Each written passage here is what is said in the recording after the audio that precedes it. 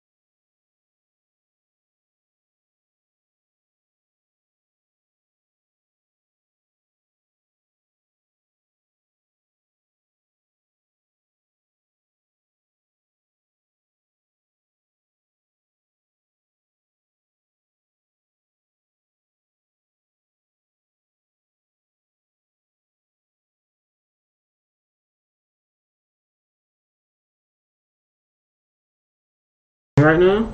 Okay. Yeah, that's not what I actually want. I want to see if he'll do something else.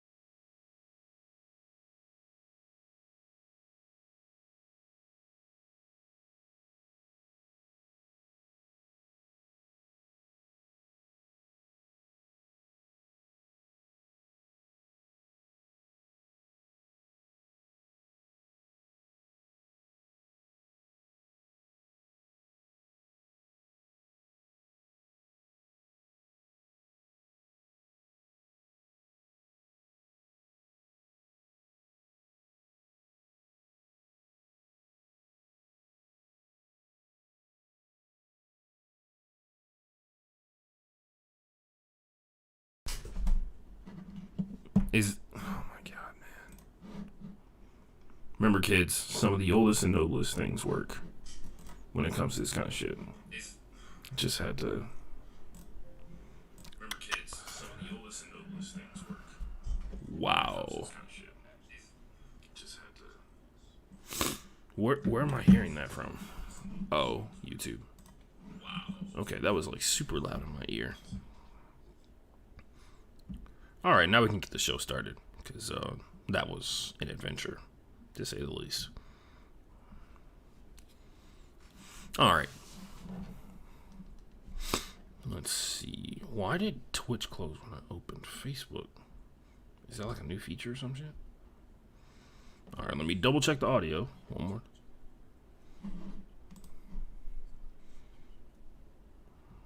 Double check the audio one more time. All right. All right, cool. We're good. Let's pop it. Oh, man, Spreaker. Please, please, please do your job for like once. I have no problem doing this show audio. Okay. All right. I was going to say, I have no problem just going straight to being a video-only podcast, to be honest with you, because if there is something that is a pain in my ass, it is anything that involves Spreaker. Sports Podcast, episode 161. I'm not going to look at the clock because it's just going to freak me out. I believe. All right, let's check it. Check this right here. Get the podcast description. Yeah. NFL, NBA, WNBA, Twitch, YouTube. All right.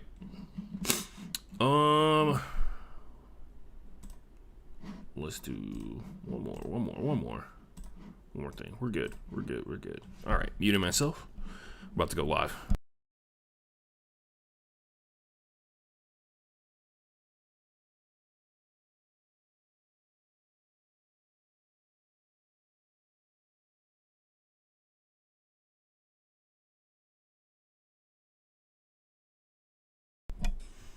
Ladies and gentlemen, boys and girls, and everybody else in between, I'm Ashton Gene Lewis. This is the Broke Boy Sports Podcast, and as you can imagine, we're already way behind schedule. If you were watching on the Twitch stream or YouTube, which you can watch this show on both of those video platforms, you saw the struggles that I had with my simple, beautiful condenser Samson G-Track microphone right here, who chose to not, he or she, whoever they may identify as, chose not to show up for work today.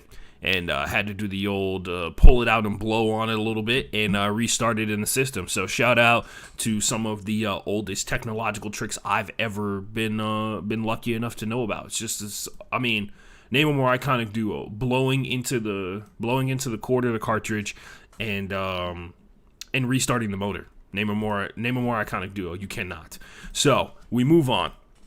We got to power through this, ladies and gents. I'm going to be honest with you. We got a lot of shit to get through. A lot of horrible stuff happened this week. As you can imagine, the John Gruden thing, yes, we're going to talk about it. You can guess what part of the show it's going to be about, especially if you know the format of this show. But as we go along, we will explain each one of the segments that we pull off on this show on a regular basis. Shout out to everybody who's joining us. Don't forget you can listen afterwards you can actually rewatch on Twitch and on YouTube. You can listen on Apple Podcasts, on Spotify, on iHeartRadio, on Deezer, on Podchaser, all those other streaming, all those other platforms for podcasts. You can check those out, especially on Google Podcasts if you're one of those people like me. If you're part of the Google Podcast gang, shout out to you for doing that. I find it to be easier for me, mainly because I just find it to be easier for me because it was the first thing that I ever actually had on my phone for podcasting, because it came with my phone. So it's the thing that I've been using ever since. I don't have like a Spotify account or an Apple Podcast account, holding out for when we get that $100 million contract to make sure that I get like that lifetime account, even if the contract ends. You know. Anyway, shout out to the people who were on YouTube last week who actually commented during the show that I didn't see. I apologize for that. I am very sorry. I have both YouTube and Twitch open right now, so if you write into the chat, I will be able to respond to you this time. Somebody wrote very simply, "That's disgusting, broke boy." So I don't know what that person was talking about in particular, because quite frankly, there's a lot of disgusting things that happen on the show on a regular basis that you're going to have to be a little bit more specific about. But yes, today's show, we're talking about the WNBA Finals. We're talking about the NBA drama. And quite frankly, we're talking about something that we're going to talk about something that we're going to talk about for the final time on this show. Because I've had a change of heart. Somebody, not personally reached out to me or anything like that, but somebody was making an argument on Twitter. I thought about it for half a second, and I was like, I agree with that. And now I'm going to be doing something and talking about something for one last time on this show. And I'll explain why when we get to it. We'll be also giving predictions out for every single NFL game this week. Only money line predictions. I'm not very good at like predicting the spread or like doing my research with the spread or anything like that. So I'm kind of still working on my system. Currently, right now, we're 31-31 against the spread. Clutch, right? I know. Don't remind me. I know. Amazing. Anyway. We got all that to talk about, but first, before we get any of that stuff out of the way, we will talk about the segment that comes before all of the sportsy stuff. Nerd news. So this week in Nerd News, I actually had to do a ton of research and actually found a new comic that I'm going to buy. If you follow me on Instagram, you know recently that I invested in, I bought the most recent 2 issues of the new Static Shock comic. Yes, that's Static Shock. I also bought the pop that was at the store. It had nothing to do with the two static comics. They just so happened to be in the same place, and I was like, of course I have to buy that to add to my wall of black superheroes out here. So we got Jon Stewart on the bottom, and then standing on the shoulders, Static Shock from that old school cartoon TV. Well, I say old school, but kind of is like almost 15 years ago. But yeah, Static Shock is, yes, that's Static from the old Cartoon Network TV show that is based off of the Icon. It's Icon, right? Or is it Black Castle? The Milestone comic character. Anyway, he has a new edition of his run in comics coming out. If you're familiar with the legal ramifications of that, you know that this is not going to be a long-term situation for the most part. But while it's going on, goddamn it, I'm gonna enjoy it. So if you don't know, basically DC owns Milestone. And for them to maintain ownership of Milestone, they have to do something with the properties every couple of years to prevent the cycling or the lapsing of the IP products, which would put them out into the public for anybody, more than likely like Marvel or another big company, to take possession of and be able to make anything they want to, including TV shows, movies, and all that kind of stuff like that off of those characters. So to maintain possession of them, they have been slowly, every couple of years, they write a story, and it prevents the lapse of the IP product, and it kind of sucks because that, once again, like I said, that means the comics are going to be short-lived. But I'm going to buy every damn one of them while I can, and hopefully, if I can buy some and you can buy some, maybe they keep Static around for a little bit longer because he deserves to have his own presence. He is going to be, he was in Young Justice season 4. Hopefully he'll be, he was in Young Justice Season 3. Hopefully he'll be in Young Justice Season 4. But that's not what Nerd News is about. This week, Nerd News is about a new Superman. A quote-unquote new Superman. So, if you are not tapped into the nerd universe, don't worry. I'll get you up to date here. There's this guy named Superman. But yeah, the iconic character Superman has had a son along from Lois Lane, right? He's half human, half Kryptonian, and the comic itself opens up with Batman speculating that makes him a true amalgamation of two amazing people, because he will have the abilities of Superman and the moral compass of Superman, plus the drive and determination of Lois Lane, which would make him the most powerful person in the universe in some cases. But we'll see. But yes, the story is still young and it's still being told. Recently, and it pissed off a lot of curmudgeon old nerds and, quite frankly, homophobic and hateful nerds, Superman's son, John Kent, Superman's son, John Kent, has come out as bisexual, and he is actually attracted to he's, as you can see here, the photo over here on the right-hand side, he's kissing a character who I'm actually not going to reveal what their connection in the comic book is, because I feel like that's a big, something that's cool. Anyway, you should read the comic. It's very cool. You should check it out. Son of Kal-El, which is an interesting. So I'll kind of explain it here. The nerds that never want things to change are out in full force. They're pissed off. You can go check out. You can just type in the son of Kal. You can type in John Kent or Superman's son bisexual on the internet, and you can see everything that I'm talking about. You can check it out on YouTube. There's a bunch of honestly stereotypical looking type nerds telling you, a person on the internet, that this has gone too far, and that the woke culture, quote unquote woke culture, which I've never thought people being okay with their sexuality being a product of woke culture, right? That it is a product of, this is a product of the liberals are coming into comics and pushing their ideals on it, which, if you actually know anything about comics, kind of has been always the way that comics have run. Comics have always been, comic books in general, superheroes, not even just Superman, have had many times where they've been ahead of the curve in terms of talking about things that are taxing and terrible for just regular everyday humans. They're a way for artists to convey their perspective on a important medium. Like, I mean, a lot of people don't talk about this, but there's a arc of the Iron Man series where Tony Stark becomes an alcoholic to the point where it kills him. And everything that goes into that and how it affects everybody else within the realm of superheroes. There have been many times where superhero comics have addressed the issue of drug addiction in terms of how it affects the people around you, how you want to help that person, and it addresses, of course, now something that has become more and more for some reason, the topic du jour of people who have nothing to do with the sexuality of other human beings, but for some reason have like commentary on it, right? That has become something that has been not only consistently talked about in comics for a while now, but has become the forefront because there's so many people who are finally being able to feel like they're out there and they're kind of supported in a certain way, but there are definitely still people who don't support them. So just to kind of give like a background on like everything that's happening. If you didn't catch it, the big story is that like Superman's son has come out. Well, it doesn't come out, but like Superman's son is bisexual, and it's pissed off a lot of straight white nerds from what I've seen. But trust me, I'm 100% sure there are plenty of straight black men who are very upset about Superman being bisexual, and I can only imagine what athletes have to say about this kind of stuff because a lot of athletes look up to Superman. Remember, this is the son of Clark Kent. This is the son of Kal-El, and he's not the Superman that you and I have grown up with. He's actually a new generation of Superman. We'll talk about that. It actually weighs heavily into how his story is being told.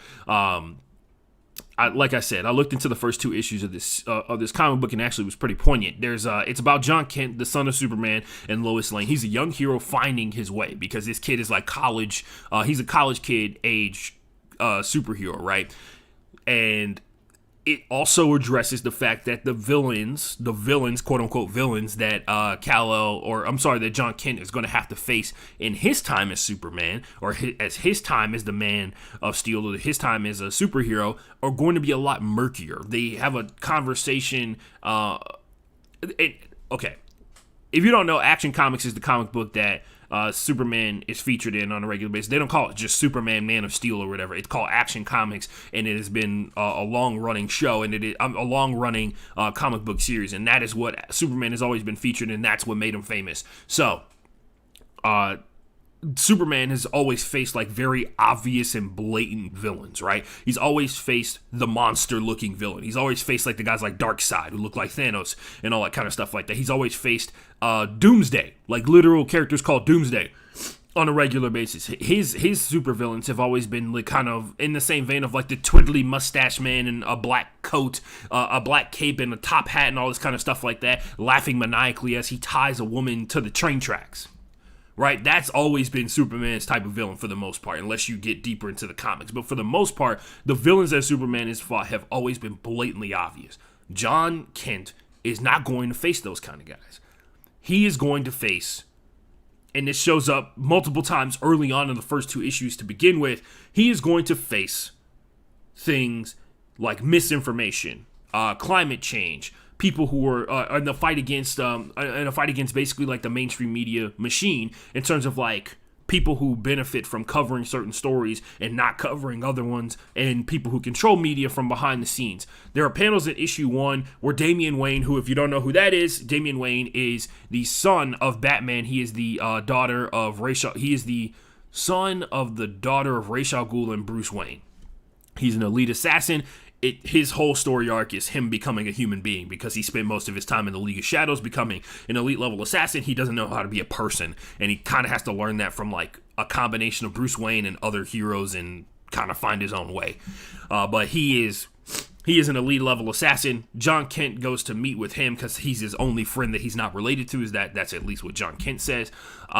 Damian Wayne asked him the question that I feel like every superhero at some point, or every person has to ask themselves at some point, in particular Superman, because he asked him what does he want the symbol on his chest to stand for?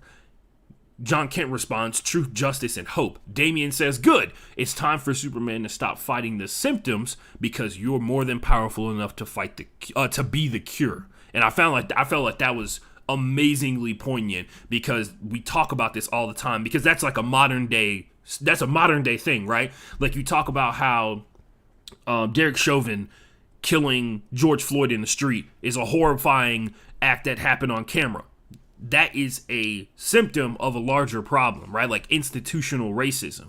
That is a symptom of a larger issue in terms of like how policing is done in America. And then everything that happened afterwards, how now after, the summer of 2020 happened, everybody was up in arms, everybody super pissed off, everybody kind of threw their faith and belief behind the organization that is Black Lives Matter and the concept that is Black Lives Matter. And we're still all these months later, almost 2 years later, still waiting on actual change in legislation, right? Like the George Floyd Policing Act has not been passed, and there are Democrats who are standing in the way of that. That's the thing that we're talking about here when he says stuff like, and I felt like it was a perfect amalgamation of all that because one, like Superman's not a real person, right? It takes the corniest phrase of all time. It takes all of us. And there are some people who are not on board for that, right? Superman, like I said before, I thought it was cool that Damian says it's time for Superman to stop fighting the symptoms because he's more than powerful enough to be the cure for these type of situations. And that's what he has to, that's his whole journey. He actually has a point where he has an alter ego, very similar to what happened, what his father had, right? And it gets blown, he blows his cover like literally the first day because of a potential school shooting situation. A kid shows up with an assault rifle at college, which if you're probably trying to say, oh man, that's like way too over the top, that's like way too on the nose, I suggest you look up the statistics on how many school shootings or how many mass shootings have happened just this month alone, right? And you tell me if it's out of the ordinary that it would that somebody would show up with an assault rifle in a comic book at a college to kill a bunch of people in a crowd, right? He blocks all the bullets like he does because he's Superman, and he stops the kid from killing anybody else, right? But everybody in the process learns that he's John Kent, and he can no longer go to that college because he's John Kent, and instead of being the alter ego that he was. He ditches the alter ego on accident, right? He ends up on the moon because he wants to go someplace that's quiet that he can think. Superman shows up, and they have a conversation about what it means to be like the best hero on Earth. And they make a comment about like how Earth is so big yet so small at the same time.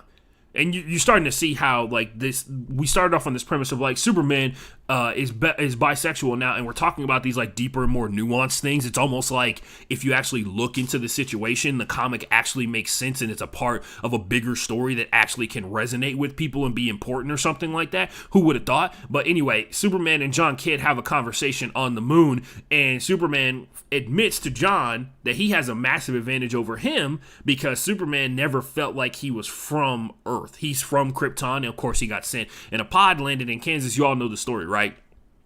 He always felt like he was never from Earth because he technically was born on Krypton and raised on Earth, which is like kind of the same group of people who are like, I was born in this random town. I was born in this random town or whatever, but I've spent literally all 29 years of my existence in this one in another city. That's not my case. I was born and raised in Houston, and but other people are like, I was born in like this one in another country, and then before I was even 1 year old, I moved somewhere else. He kind of hints at that, right? Being a factor as to why that he's felt like he can never really he can be more involved with Earth. And he says that John has the advantage because Earth is really his home. That is where he was born. His mom is of Earth. His dad is of Earth. He's been there long enough. And he challenges his son to step up where Superman failed. Like the concept that Superman, a superhero, failed is something that he not only entertains but embraces as a hero. And just like so many parents on so many different levels, they want their kids to be better than them. And they want their kids to be themselves and feel like they're going to be safe to be themselves.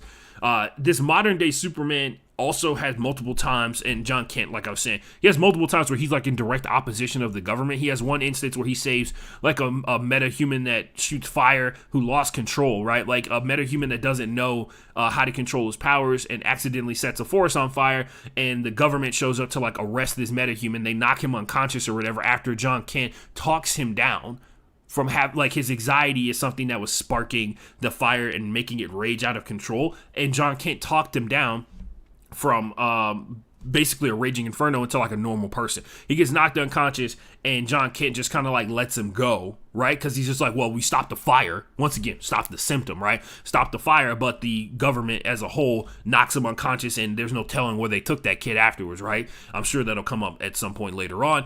They also have another interaction where he saves a bunch of people who are trying to immigrate to Metropolis, and in the process pisses off a dictator. So that kind of stuff, he's been in opposition, and as soon as he helps the immigrants come to America, they get arrested, right? And the cops come up to him. He's like, there's a process to these type of things. He melts off all of the handcuffs of the immigrants to Metropolis, and the cops agree to not put restraints on the people because there's like cameras around and stuff like that or whatever. As you can see, there's like these direct oppositions. He's trying to find his way in terms of like how he's going to be a Superman that is different than his father, because his father has always been like, he's always represented the red, white, and blue and all that kind of stuff like that. He's always been the big blue Boy Scout, and it looks like this Superman is not going to be. He realizes there's a difference between the law and what is right, and it seems like he wants to try and find what is right, and in the process, of course, he's going to mess up, because that's how we all are, right, to a certain degree. And because the world is so much murkier, it is difficult to find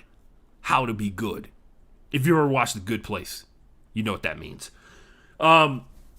Also, the people commenting on it are not the creator of this comic book, Tom Taylor, who has taken the mantle of number one comic book writer in my eyes, because Jeff Johns is a racist, and that sucks for me, because he actually got me back into comics after years, and also revitalized my favorite group of superheroes, the Green Lanterns. So it was kind of a bummer to hear that he was a dick on the set of Justice League.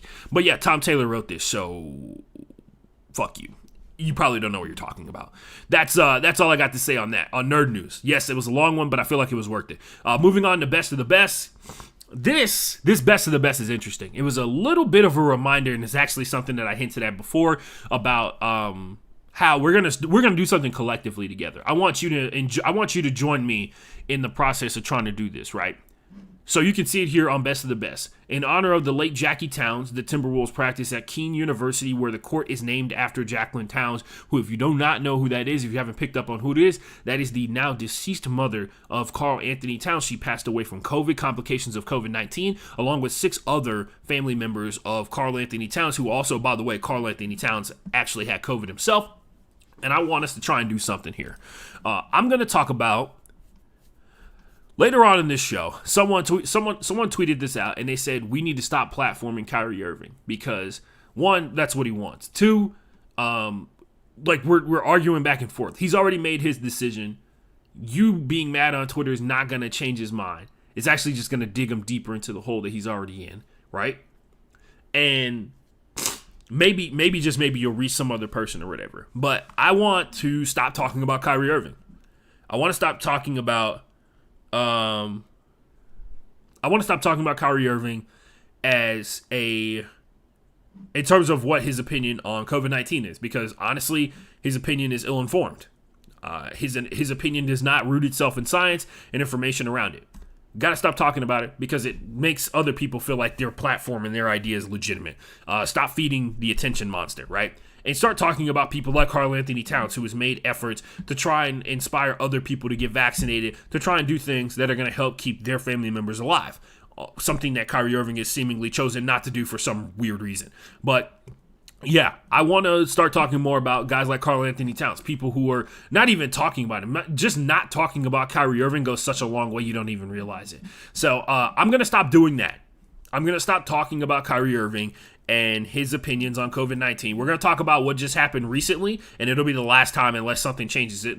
Because what came up recently this week is a definitive answer from the Nets as to how they're going to handle Kyrie Irving. And that's the only reason I even want to talk about it. Other than that, I'm not interested in it. So, on that note, Best of the Best was pretty quick. We're going to take a quick hydration break. When we come back, if you're not familiar, you need to go get yourself some water or some liquid courage. Not even liquid courage. Some tasty libations, whatever it may take. I got 2 Jaeger bombs right here. You do what you do. You do what you want to do with that information. We all hydrate in our own way. We all know our bodies, right? As a lot of people have been saying lately, including some of my teammates, which is really weird. Anyway, yeah, so this is our hydration break. We're going to listen to a song for however long the song is by Christina Gukis. Let's see. Doing Can You See It? No. Let's do... yeah, let's do Humble Beliefs. Is that it? Yeah, Humble Beliefs. Let's do Humble Beliefs by Christina Gukis. Make sure you go follow her on SoundCloud. And also, I think her music is on Spotify, so go stream it. So Christina, like Christina Aguilera, and then Gukes. Check her out. She makes beats. She has been kind enough to give us all of her music on this show. We'll be right back in 3 minutes and 8 seconds right here on the Broke Boys Sports Podcast, and we'll talk about the worst of the worst in all the sports that I saw this weekend.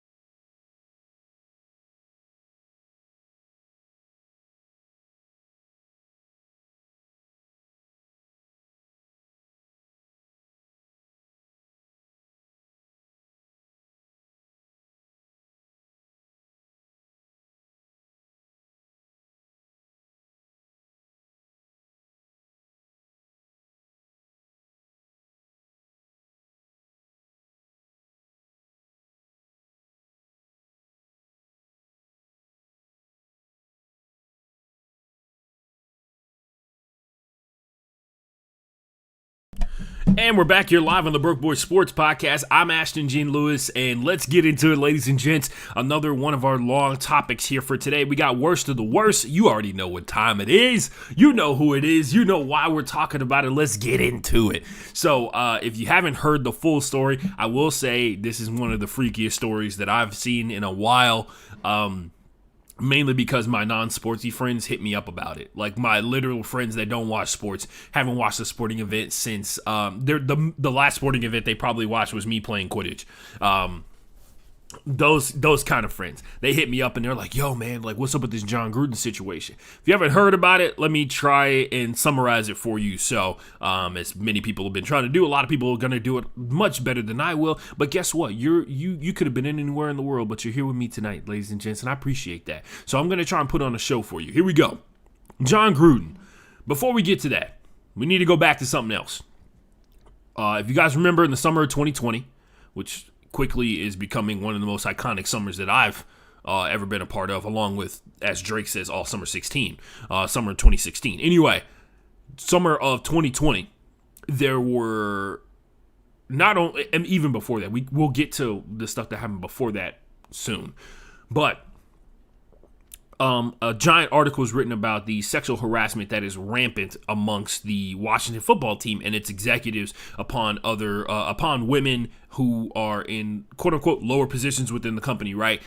Who are in lower level employees in terms of the hierarchy of the corporation that is the Washington football team. The frat boy type environment that was going on, the harassment, the actual intensity of the sales team, and to the point where people did not feel safe within the work environment, toxic work environment plus sexual harassment, never going to get you, that kind of situation going down. Dan Snyder and all his boys are under investigation. Bruce Allen, who is the man who is supposedly the leak on this whole situation, has now been fired. They have had a flurry of things happen since then. In the course of the lawsuits that have come out since then, there's one that's like in India that, in the process of discovery, gave the plaintiff, the accuser in the situation, access to the emails that are being investigated by the NFL about the sexual harassment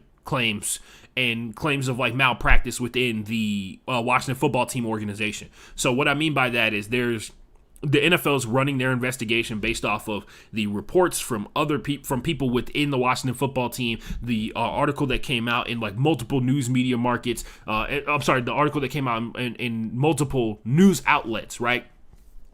That article's come out.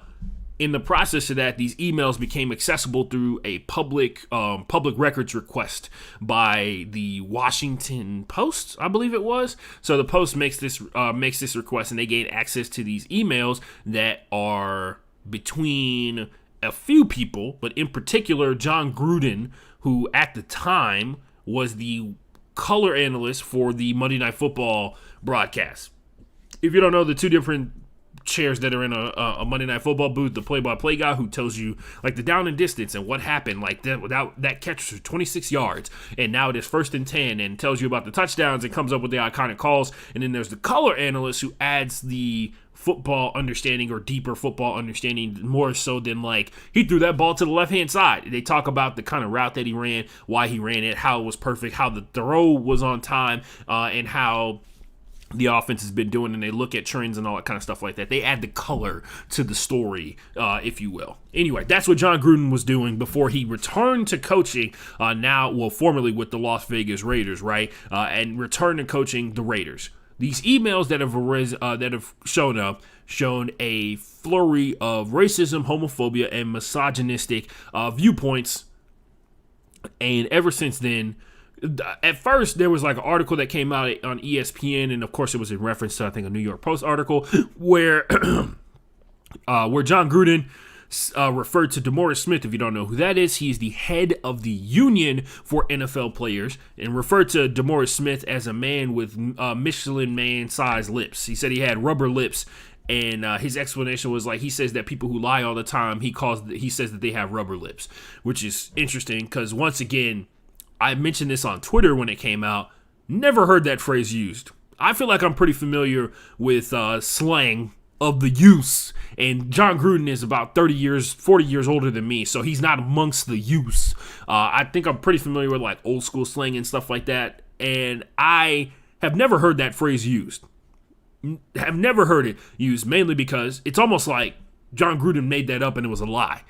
Especially now that we know what the full context of those emails were about, because as usual, when it comes to making fun of black people or insulting black people, everybody, including other black people in certain situations, will bend over backwards to try and disprove that racism exists, right? Because if racism exists, that means the world is a far more horrifying place than you could have ever imagined, which it is.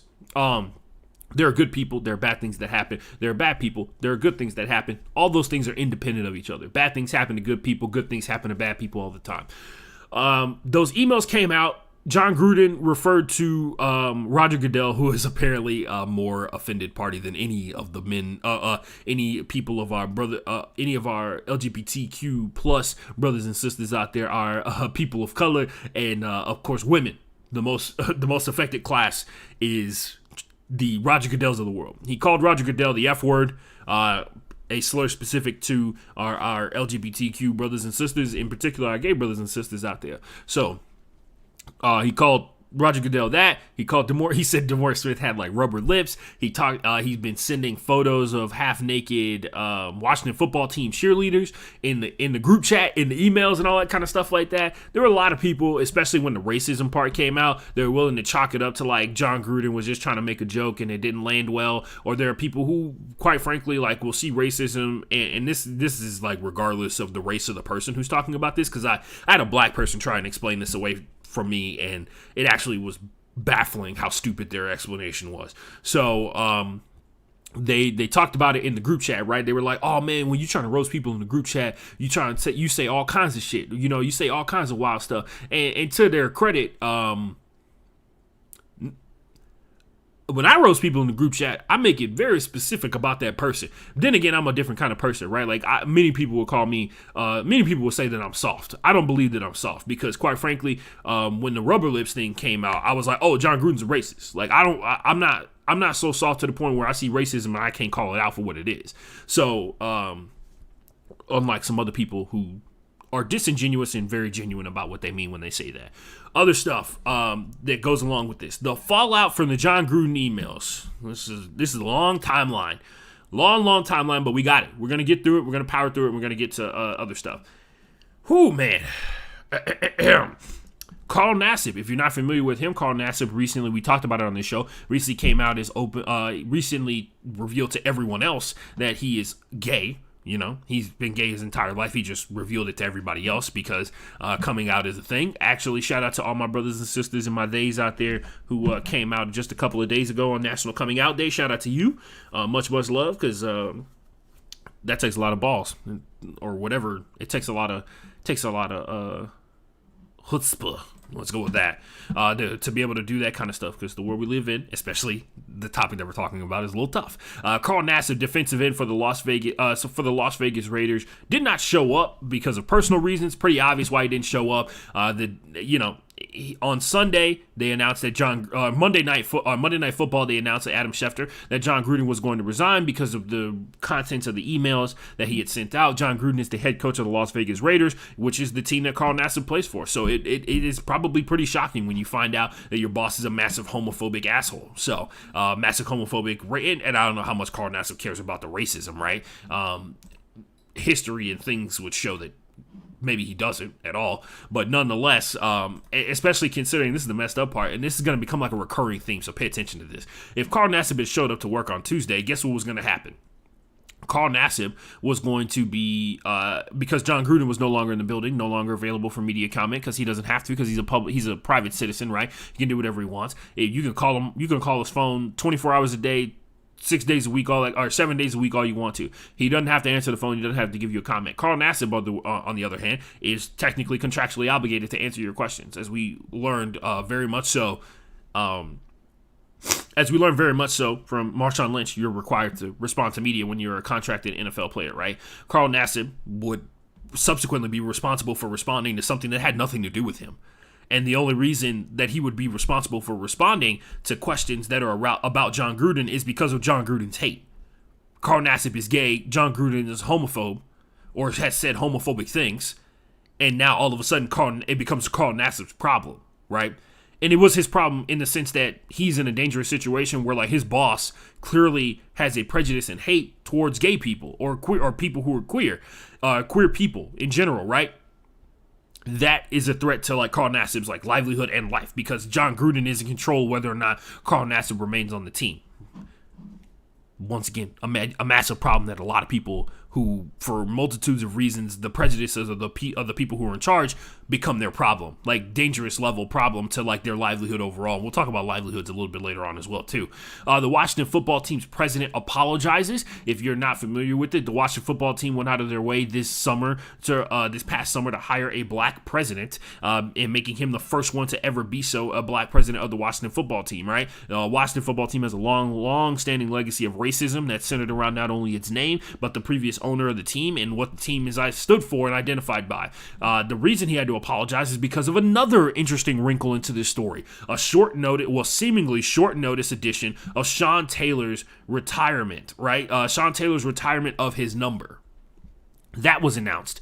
Just so happens to be, it was announced a couple of days after all this situation happened with John Gruden, who, if you remember, the connection is the email thread was with Bruce Allen that John Gruden was responding to. And if you also recall, Jay Gruden, the brother of John Gruden, was formerly the head coach of the Washington football team. So they are intertwined in many different ways. John Gruden, of course, is a media presence that also used to be a coach for an NFL team, and of course probably has connections with all types of NFL owners across the board, or NFL team owners across the board.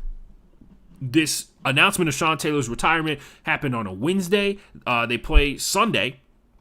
And again, they're more than likely going to lose, by the way, which is we'll get to that when we actually break down just like football. They're probably going to get smoked on Sunday because of injuries.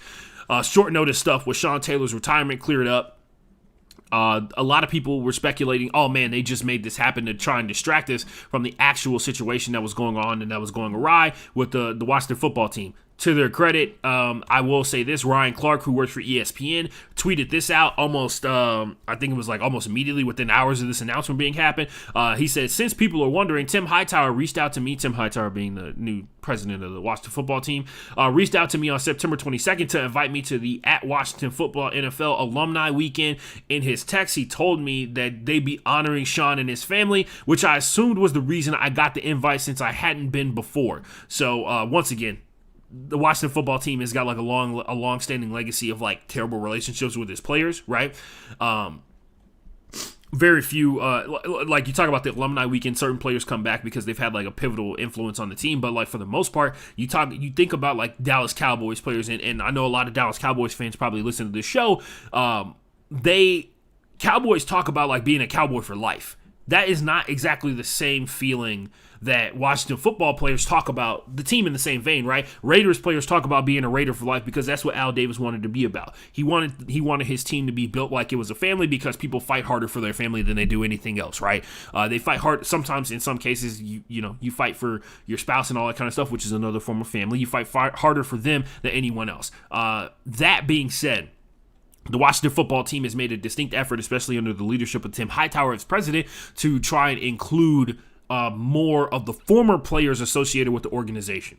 That has been a big emphasis. He actually mentioned that in the first paragraph of his gigantic apology. He also felt like he botched the announcement of the Sean Taylor number retirement, and a lot of people were talking about like the technicality and what Ryan Clark was talking about, because if you look at it in the tweet that he sent out, in his text, he told me that they'd be honoring Sean and his family. If you don't know the story about Sean Taylor was probably like he was on the path to be one of the best safeties that the Washington football team at the time had ever had. And he was shot and killed during a house invasion, a home robbery. And that is what ended his career, obviously. But the situation that has arisen from it is that Sean Taylor has not only been well respected for a long time, because he was respected before he ever played in the NFL. He was a part of the U when they were on the rise, and a lot of people, life cut short. Family left without a father, a husband, and all that kind of stuff like that. Sean Taylor has been dearly missed by his friends, and one of his friends is Ryan Clark. Ryan Clark used to rock his jersey during training camp out of respect for his legacy and everything that he meant to him as a person, right? And in the tweet that he mentioned, he said that they would be honoring Sean and his family, which doesn't necessarily guarantee that he was going to have the jersey retired. That being kind of dumb, like that's like a mincing of words to like a certain degree. And then underneath, the first comment underneath is Brian Mitchell, who used to play for the Washington football team and is now a radio host in the Washington D.C. area. Brian Mitchell commented on the tweet saying that he had heard no such thing about Sean Taylor's number being retired. He had heard about the honoring, and that was like the technicality that was underneath it. That's one of the other things that is blown out of proportion on this thing, because now it seems like Sean Taylor's legacy is going to be wrapped and forever tied to this dumbass story about a hate. But once again, the legacy of a black man who was brutally murdered in his house trying to protect his family is now connected to John Gruden and his hate. Forever. And it's just like, wow, John Gruden didn't have to answer for that kind of deal, right? Tony Dungy, Charles Woodson, Mike Tirico, and all the usual suspects, and you guys know who I'm talking about. Of course, I'm talking about the amazing Dr. Clay Travis, who went out of his way to break his fucking back to talk about how John Gruden is not that bad of a person because of something that he said, which, by the way, I mean, Clay Travis just tells on himself every single time he opens his mouth, right? Same guy who, and if you've never seen that episode of Arian Foster's podcast, Now What, I believe it is, it's, he actually talks to Clay Travis because Arian likes to go out of his way to talk to people who basically hold the exact opposite viewpoints on the world that he has, which, by the way, we could all take a little bit of a lesson from in that sense, but in the process, he talked to Clay Travis. Clay Travis on his podcast basically revealed that he did not believe that the Civil War was about slavery. So that tells you all you need to know about Dr. Clay Travis, who also predicted only the 8,000 people were going to die from COVID, and also said 8,000 people as if that's not a lot of people in the grand scheme of things. That's 8,000 people who are no longer going to be a part of their family. That's 8,000 people that, of course, he assumed he was not going to be included in. So there's that. Tony Dungy, Charles Woodson, Mike Tirico, and the usual suspects were all, put on their capes to go out there and protect John Gruden and his legacy and talk about who he is as a person. They talked about their experience with John Gruden, which is really funny because if you know anything about races, and every black person on the face of the planet can tell you this, Tony Dungy, Charles Woodson, Mike Tirico, you should know this, especially if you've been black your entire life, which you guys have. Racists are not racist to your face. You don't have to wear a Klansman hood to be a racist, right? He can very easily just be calling you the N-word behind your back when you're not around. Like, that's very much a thing. That is very much a thing, especially in the case, like, it seems like he really had a problem with DeMaurice Smith, who is in charge of a union, which I have a strange feeling that John Gruden might have a problem with unions in general. Who knows? That's a bold assumption to make, right? I can't just be putting that on a person. But he might have a problem with unions in general, which is another massive indicator of something about John Gruden. But yeah, once again, all these people went out there, they broke their back. Charles Woodson actually had the most reasonable take on this whole situation. He said in his experience, he's like, I totally understand that it's very possible that he did horrible things to other people, but he's talking about his experience and his connection with Mike Tirico, which, by the way, remember, there was something to be gained for John Gruden to be nice to Charles Woodson, right? There was nothing to be gained for John Gruden, who was a ESPN broadcaster at the time, to be nice to DeMaurice Smith. There was nothing to be gained, and that is always something you have to count. That's something you have to counterbalance and think about when you're talking about these situations, right? Like, power dynamics is a way that people find is something that has to be calculated almost all the time. Like Mike Tirico, Tony Dungy, a guy that really John Gruden's legacy as a football coach is directly connected to. Mike Tirico, co-worker and a guy that John Gruden has to work with on a regular basis, and you can talk about Mike Tirico's perspective on whether or not he's a black person as well. Definitely weighs into that, and they may have aligned mentally on a lot of other things. But Charles Woodson is somebody that John Gruden benefited greatly from having a positive connection with, and it's very clear that based off these emails and the person that we know of John Gruden, one, it's another example of like talking about like media, like front-facing personas in comparison to who a person actually is, right? John Gruden in particular, it looks like very much so he is two different people. Like in the open sphere, in the world around him, he is two different people, and that says something about him as a human being. Other things to point out, there was like this really weird tweet that came out from one of the local radio guys in DC about how there's 10,000 towels they're going to be giving away for Sean Taylor. In comparison to the week before, there were 40,000 towels they were giving away for the Stand Up to Cancer Fund, which, by the way, could very much be a slight difference between, like, these Sean Taylor towels are coming from the Washington football team, so they're looking to cut costs because they don't think that many people really out here. If you really, really dedicated, you trying to get one of these towels, you can be one of the 10,000 people to get there, and if you're the 10,001 person, we totally cool with that, or whatever. And then the 40,000 towels for the Stand Up to Cancer or Intercept Cancer, I think it is this year. Intercept Cancer phrase, slogan, all that kind of stuff like that. The crucial catch type stuff where they push for people to go get screened for cancer, right? Which, by the way, inadvertently positive thing for the NFL. Don't think the NFL really cares about whether or not you live or die from cancer. That's something to be said. They about getting this money and there's some money to be had in terms of like pushing this kind of stuff, especially if you know the one thing that comes out during the Crucial Catch campaign, merch. Anyway, the 10,000 towels could be paid for by the Washington football team, so they could have paid significantly less for. The 40,000 towels could have been paid for by the league to be distributed to all the teams, which would mean that the league is taking money that does not come from the Washington. Well, it is in part coming from the Washington football team, right? In some way, shape, or form. But yeah, that kind of stuff. DeMaurice Smith has also recently requested all of the emails be utilized by the union. It is a request for the from the NFL to make sure. And really, DeMaurice Smith, who by the way had an interview on Bomani Jones's The Right Time podcast, you should check it out.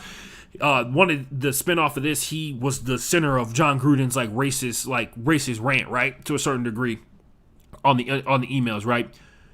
He's requesting the emails to check to see if there is evidence of illegal hiring practices centered around racial or some other type of bias within not only the Washington football team, but also like since John Gruden was technically in charge of the Raiders in Las Vegas, that could have some kind of influence as well. Adam Schefter in the Mr. Editor situation. If you didn't see, this is one of the very small. By the way, this is just off of a couple of emails, which means the other like 600,000 plus is probably gonna like. There's guys like you should assume that every single team in the NFL has some reason and angle that they should not want any one of those emails to come out. All 32 of them, including the Green Bay Packers. Some way, shape, or form, it's probably got something to do with every single team saying something messed up about somebody, saying something horrible. And we'll talk about that in a second. The Adam Schefter Mr. Editor story. Adam Schefter was writing a piece about Bruce Allen. And, he was writing a piece about the Washington football team, and Bruce Allen was his unnamed source, which, by the way, which technically breaks the rule. And Adam Schefter didn't break the rule about naming a source, right? It was somebody else who did. But Adam Schefter, Mr. Editor story. This is the whole deal. He sent the story that he wrote about the Washington football team to Bruce Allen because Bruce Allen was basically a leak on one of the a leak from within the organization about how it's run and everything that goes along with it. Adam Schefter sent the story to Bruce Allen to double check to make sure that everything that he said was okay by the tenor of Bruce Allen, right? And I'm sure some of that was to be like, hey, is the information that you're willing to give me as a source correct that's in this story, right? That's one thing for sure. They also gave him almost complete 100% editorial control over this story. So if Bruce Allen just wanted to be like, oh, I don't want that part about me in the story, he could have been like, actually, that's incorrect based off of the information that I have, right? And it gives, it makes it seem like Adam Schefter was just writing. He was a talking head or a mouthpiece for the Washington football team, right? That's like a legit thing, and it brings into question the credibility of the number one reporter in all of the NFL. I totally understand why he sent the email to a certain degree, but at the same time, like, you have to recognize that compromises Adam Schefter's ability to tell the story to its fullest, right? Because there are plenty of guys who don't have direct access to Bruce Allen to be able to come up with that story, who are probably writing the same things that were in Adam Schefter's story with no evidence whatsoever from no source, right? So that there's something to be said about that. You have to make a determination, you as a viewer, you as a reader, to which one of those is worse. But all that to be said, all the spin-off stories, I'm sure there's like 1,000,000,001 other things that happen that are related to it. I just wanted to point out a couple of things that came out of it for me. This is a blatant example of racism, homophobia, and misogyny. It's the same concept when it's like we all believe there's homophobia, that we all believe that there are people who hate our queer brothers and sisters, our gay brothers and sisters out there, right? We all believe that there are racists. We all believe, or most of us believe, that there are racists. A lot of us believe that there are people who seek to tear down and prevent women from succeeding. But when it's time to identify and put a name on those people, we're all too hesitant to do so. So I'll say it now. John Gruden is a racist. John Gruden is homophobic. And John Gruden is misogynistic as fuck. And he did a really good job of hiding it until he didn't. And by the way, like I said before, you don't need to be in the Ku Klux Klan to be a racist. Many racists do a very good job of hiding in plain sight every single day. And if you're a person of color, you know that. If you're a person of color, you know that plenty of hateful people hide in plain sight every single day. And if the society that we're in doesn't expel them or doesn't put pressure on them to be a better person, which obviously this is a perfect example of society as a whole has done one thing in this situation. Not made John Gruden a better person. It has made John Gruden a better liar. It has made John Gruden a person who seeks to hide his hate, which, by the way, is the first step. Like, right, shaming. Basically, John Gruden has been able to pick up on societal keys that he cannot go out here and blatantly say on television, which we've seen in past, which we see almost on a regular basis when we talk about certain news networks, right? People just spewing their hate. People going out there spitting their hate every single place. He knows that he can't do that.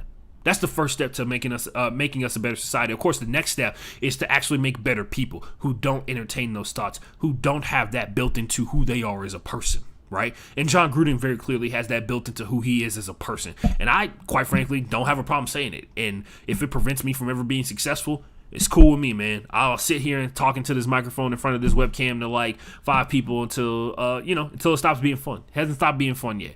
I will like to point out there's some people who talked about like, oh man, he was just angry about the situation. Whatever the situation was, right? Because we don't really have full context as to what the email is fully regarded. But anger is who you are as a person as well. Anger is a part of who you are as a person as well. Don't forget that. It's not like there's some people who are defined by their anger, and there are some people that their anger is a very large part of who they are as a person. There are some people who their anger is a small part of who they are as a person, but nonetheless, you don't get a pass for being upset, right? Like what you said is something that you felt, and it's very clear that John Gruden said these things in these emails because he felt that way. I'd also like to point out this all started because a woman came forward about the abuse that she had suffered, because this is all stemming from the lawsuit that a Washington football team cheerleader put out about the creepy ass shit that the Washington football team was putting out there in the world. I'm sure she got tons of attacks for it. I'm sure she was berated and torn down for it, but it was the spark to light the forest fire, to smoke out the hateful people, to change the actual leadership group of the Washington football team, to get Dan Snyder in a position now where he is facing umpteenth amounts of lawsuits about 1,000,000,001 different things, right? About shady business practices, about how he runs his team, an investigation from the organization that, quite frankly, he has every single piece of leverage on the face of the planet to kind of make the investigation go away. A $10 million fine, which there's no telling whether or not people were able to actually collect that money from Dan Snyder, right? Also, like, Dan Snyder has one of the most valuable football franchises on the planet, so like that $10 million is nothing. But nonetheless, this all started because a woman came forward about the abuse that she was brave enough to come forward about the abuse that she had experienced. And it has now gotten multiple people who are objectively bad people, who abuse their power, who are hateful, fired. That's a win. That's a big win. And and the final point I want to make about this, if you're a person that's more concerned about the livelihood or somebody's ability to make money than you are about the safety and equality of other people who are, because quite frankly, this is an example of with John Gruden, you're trying to tell me you can't find somebody who can do John Gruden's job without the hate. Because if you are, you're lying. You're an idiot. Can you find somebody who's a better coach, if not as good a coach, as John Gruden without being a racist or a homophobic person or a misogynist? Because if you can't, you're lying. You're not trying hard enough. You don't want to find that person. And there are some people out there who are more concerned, especially when these situations are like sexual assault and harassment and racism and stuff come up. They're more concerned about the people's ability to make money than they are about the safety of the people who are affected by the hate that somebody puts out there in the world. And if you're one of those people, you need to ask yourself a couple of questions, my guy. Let's see. About a week ago, well, let's see what we got here. My bad. Actually, yeah, we got a couple of more segments here, and then we get our hydration break, and then we come back and we power through. I'm already going to be late. Please don't be mad. She's going to be mad. It doesn't matter. It does matter a lot. I'll have to deal with it when it happens. I earned and deserve this because I chose to take a nap today. About a week ago, Sean Taylor's number was going to be retired. He's going to, and I'd like to take some time to separate and talk about like the greatness of the person that was Sean Taylor, right? He's the third player ever to have his number retired by the Washington football team, and that's something to be applauded by. Even if it came all these years later, because a lot of people would argue that it should have happened years ago. But Sean Taylor, here we are, finally getting the respect and the just due of his football legacy. Who he is as a person, I don't know much about. What he did as a football player and what people say about him is all very glowing. So yeah. We talking money or we talking money? A segment where we talk about, you guessed it, money. Tyson Fury got like $20 million for beating the hell out of Deontay Wilder. So, and as we all suspected, Deontay Wilder, is he a better boxer? Has his skill improved? You tell me. If you're a person who believes, you tell me on Twitter, do you believe that Deontay Wilder's skill has improved? I know that there's a lot of black people out there that turn this into like a white man versus a black man thing, especially with that video of Tyson Fury coming out, him saying nigga. So you should check that out. It's pretty stupid. It was completely unnecessary, and it's very clear that he's said that word many times before. We talking money or we talking money?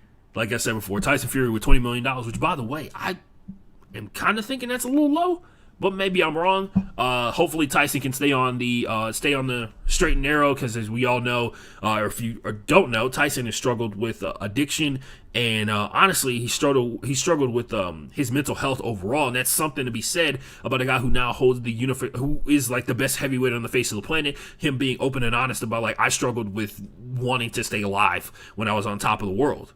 And when I was the best of the best in my game, and winning didn't change that, which is a dark place to be.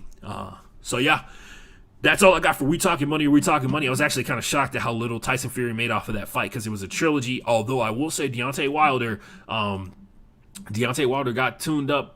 He got a couple of knockdowns versus Tyson Fury in this fight, which would of course like open the door for a fourth fight in this battle between the two of them. But nonetheless, Deontay Wilder still not, and that's the wild part about it, because he could become greater than Tyson Fury off the simple fact that Deontay Wilder still got a long way to go to develop as a boxer, and he still got to the point where he was going toe-to-toe with Tyson Fury and the power in his hands, even the playing field with a guy who is significantly more skilled than he is. Pretty impressive. Other stuff for media suggestions. A story was written on ESPN about turf toe. You should check that out. About how turf toe is the most dangerous and pervasive injury within the NFL. You should check that out. We're going to take a quick... we're going to do questions before that, and then we'll take a hydration break, and we will do the rest of the show. So, if you follow me on Instagram at TheAstroForever, I post a question box every day before the show kind of deal, and you can drop questions or hot takes or comments in about sports, and I read and react to them. So this one is from DJ_Banas, Banas. Follow him on Instagram. Go check it out. His hot take that he wanted to drop, the Lions will go winless this season. If you listen to this podcast, that's not much of a hot take. That's kind of the default mode that we're in right now. I will say the best chance the Lions probably have to win a game is going to be their second attempt at playing the Chicago Bears, because that game was pretty close. And if you've been watching the Lions, they have had some hilarious ways that they have lost football games, to the point where, like I said before, I believe that they're haunted by a ghost, the angry ghost of Henry Ford, and he's very upset that there are black people on his football team. Cam D. Brock on Instagram wrote in, NIL is here. Where are the boosters for SMU? Southern Methodist University is a school that is based in Dallas, Texas. If you're not familiar with it, it at one point was a national powerhouse out of the Southwestern Conference, and he's asking where the boosters are to go out there and turn SMU into a powerhouse yet again. I will point out we are in the first year of the national name, image, and likeness rules. So it's going to take it's going to take a while. You got to get a couple of classes of like 5 stars and 4 stars and high quality recruits in and all that kind of stuff like that. So it's going to take a while before anybody can just instantaneously build a powerhouse. I feel like there's a lot of stuff going on this year to set up the infrastructure to not only maintain the great players that are on individual teams across the board, but to also attract the new players and help them understand that like this is what comes with being a certain player for this team, right? SMU, of course, is in the All-American, it's All-American Conference. And the biggest thing that I feel like that's going to stop boosters from heavily investing in SMU is because being in the All-American Conference basically it kind of boxes you out from being in a playoff contention type situation until next year. And then once it starts next year, there will be a way to actually utilize the money to get better players to get you into the college football playoffs and get you one step closer to a national championship game and get you actually competitive on a grand scale. But yeah, SMU being, unless they change conferences here pretty soon, I imagine that the booster love will not be as high as it was a couple years ago now that it's 100% legal. And hopefully when the boosters do show back up, they spread the love across the board and not just on football, because that's the number one thing that I feel like needs to be pointed out. Like if you really want a great institution that draws in a shit ton of money, you need to figure out how to get these boosters to stop just trying to buy stuff for the football team and get them to try and start buy stuff for the volleyball team, the softball team, the baseball team on campus as well, the basketball team as well, because you need to, like, if you really want to be a money-making machine, you got to be good year-round. Like, people talk about Alabama football and the dominant powerhouse it is. You know what Alabama's also really good at? Alabama got one of the most dominant softball teams in softball history. They also got one of the best basketball teams in the SEC almost every single year, right? And that's something to be said. Same thing with all the other major schools as well. But yeah, thanks for the question, Cam D. Brock. Follow him on Instagram out there. He's a sports guy as well, so follow him. He also is a big proponent of gambling, trying to get gambling legalized here in Texas. But yeah, I believe that the conference that SMU in is definitely going to hold back people from investing a shit ton of money in their success. We're going to take another hydration break, which, let's see here. Let's see. What are we going to do? Is it? Yeah, we're going to do closing. We're going to do closure. For 2 minutes and 46 seconds, we're going to take a hydration break. When we come back, it'll be time for us to break down everything else that's going on in sports right here on the Broke Boy Sports Podcast.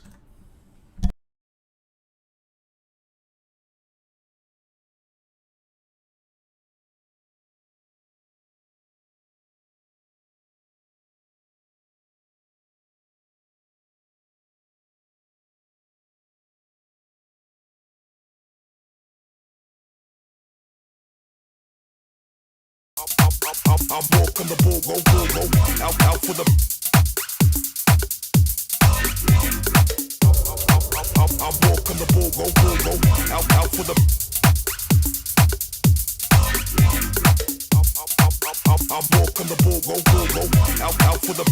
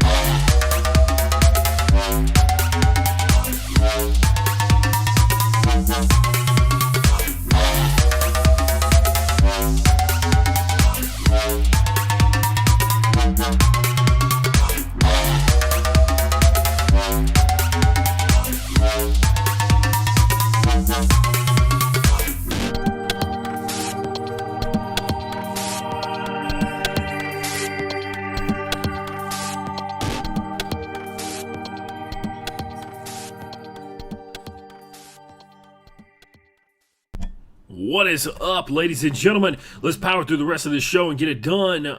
We We're going to talk about some quick NBA stories, and then we're going to do our predictions for this upcoming week of the NFL season. So, from the top, ladies and gents, shout out to everybody who wrote into the show on the question segment, by the way. You can do so by following me on Twitter at FB_Playbook. You can also follow me on Instagram at the Ashton Forever, which should be visible if you're watching on YouTube or Twitch. You should be able to see my usernames right next to my webcam. Anyway, other stuff that's going on in sports. This is weird. The WNBA Finals have begun, and honestly, like best case scenario for the WNBA, the two teams that received the double bye, the top two seeds in each conference, the Connecticut Sun and the Las Vegas Aces, lost in the semifinals to the Phoenix Mercury for the Aces and the Chicago Sky for the Connecticut Sun. Truly dynamic because the Aces have an absolutely stacked super team level team in the WNBA, and then the Connecticut Sun had Jaquel Jones, who is the reigning named in the middle of this these playoffs versus the Sky, named the MVP of the WNBA. Wild stuff to think about, man. But they went out there and they did their thing. The Phoenix Mercury were able to take advantage of the Aces double team attempt, and the fact that they can't have Liz Cambage out there to defend Brittany Griner the entire game, and Brittany Griner being the number one center in all of the NBA. She even got a dunk to start off the WNBA Finals. Some other drama that went on. Diana Taurasi has been officially named the greatest of all time in the WNBA, which sparked, as the whole point of this whole situation was, massive amounts of arguments across the internet about who the greatest WNBA player of all time is, and of course, Diana Taurasi not being one of those people for most. And they actually took like a poll and everything on this whole situation. They gave her like a ball, like a golden basketball, and Diana Taurasi immediately was just like, I am not the greatest of all time. I don't know why I'm receiving this. So shout out to her. Also, she pushed a ref in the middle of a game. So when the Chicago Sky had a little back and forth situation going on, one of the players got tied up during a fast break situation, and one of the Chicago Sky players was basically like looming over a Phoenix Mercury player sitting on the ground and like yelled in her face. And a lot of people have actually taken that image and not only like memed it into the next universe, but also have printed it out on t-shirts. I saw that earlier today, and it's actually really funny. But yeah, Diana Taurasi, when they were trying to break up the scrum because the Phoenix Mercury player hopped up and like kind of got into her face, or into the Chicago Sky player's face, and Diana Taurasi walked over and shoved the referee while she was trying to help her teammate get up off the ground, and they have now fined Diana Taurasi $2,500. I don't know why I said 2,500. But yeah, $2,500. For touching an official. A lot of people were really pissed off that Diana Taurasi wasn't ejected from the game, which basically would have given the game to the Chicago Sky. Diana was the second highest scorer for the Mercury in Game 1 and Game 2 of the WNBA Finals. She killed it from outside the arc. Her efficiency wasn't there, but she came up with a bunch of clutch shots when they needed it most. So Game 2 went into overtime, and Skylar Diggins-Smith knocked down a game winner for the Phoenix Mercury to tie the series up 1-1. So that was pretty dramatic, to say the least, in that one. Went into overtime. A lot of the calls were a little sketch, where a lot of people were not very happy. A lot of people were very suspect about the lack of foul calls, in particular for a certain team, and those being non-existent. Anyway, check out the WNBA Finals. Look up the schedule on Google. I'm not your Google Calendar. Check it out. The games have been very interesting, to say the least. The Phoenix Suns were sidelined and on the sidelines during Game 2, which happened in Phoenix, and it was actually a barn burner all the way to the end, no doubt about that. Anyway, moving on. Ben Simmons has kind of given up on his holdout. He showed up in Philadelphia. All it took was 1 week of missing a paycheck for millions of dollars, and all of a sudden, everybody shows up for work, right? Makes perfect sense. A lot of people clown Kyrie Irving for trying to pass out on a bunch of money, and then now people are also clowning Ben Simmons for showing up just to get the money. Same thing with Andrew Wiggins, which is really weird. Which one is it, folks? Which one is it? Does the money matter or does it not matter? Ben Simmons arrives in Philadelphia. I will point out, Rich Paul has officially entered the battle arena.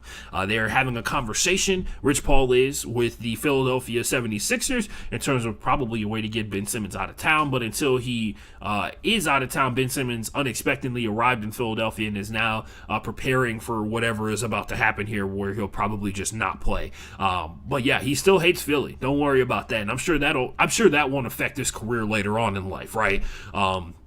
When the point in time comes where Ben Simmons eventually is not an elite level basketball player in the NBA, I'm sure Philly fans will wait and bide their time until that happens to try and shit on Ben Simmons. I'm sure that'll be a ton of fun for them.